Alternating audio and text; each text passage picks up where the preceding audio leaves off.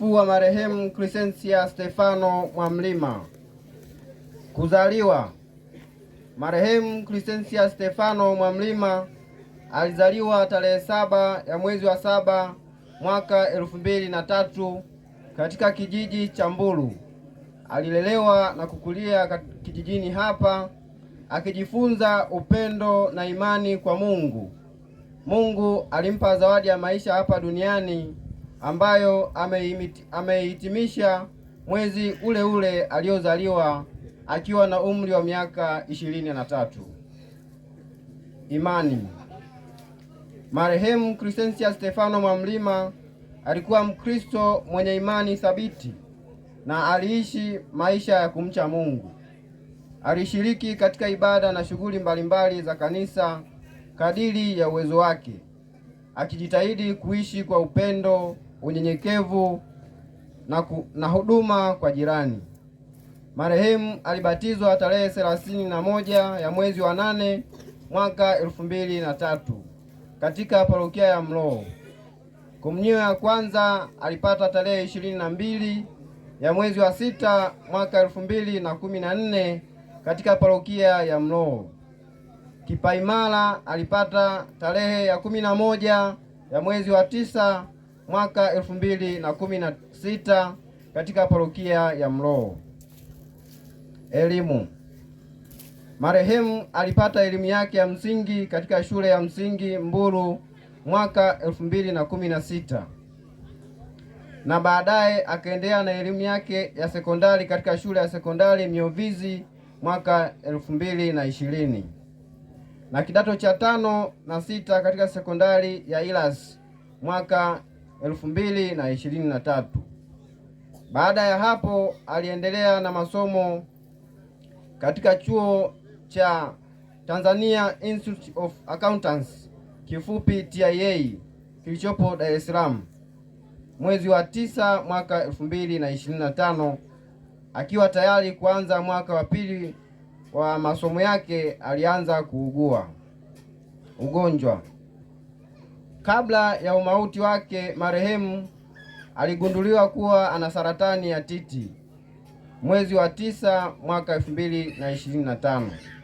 Marehemu alipatiwa matibabu katika hospitali mbalimbali: hospitali ya Amana, Muhimbili, Kairuki na Ocean Road Center Institute of Dar es Salaam, na baadaye aliendelea na matibabu pamoja na kliniki ya saratani katika hospitali ya rufaa ya Mbeya mpaka mauti inamfika tarehe 22 ya mwezi Julai mwaka 2026. Raha ya milele umpe Bwana, apumzike kwa amani.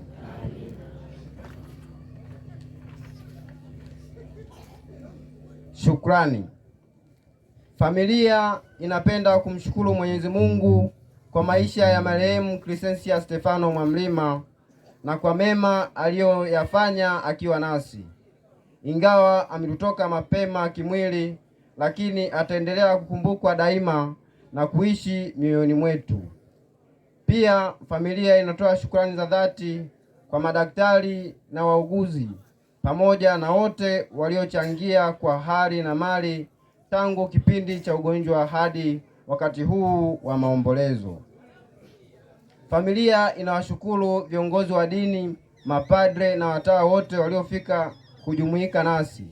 Pia bila kusahau mapadre wa parokia ya Dar es Salaam na mapadre wa parokia ya Mloo na waliokuwa wakimpatia huduma za kiroho wakati yu hai. Familia inawashukuru waamini wote wa kigango cha Mbulu na parokia ya Mloo. Pia kwa namna ya pekee inawashukuru wale wote waliomuuguza na kumsaidia Crescentia kuendelea na matibabu yake Dar es Salaam.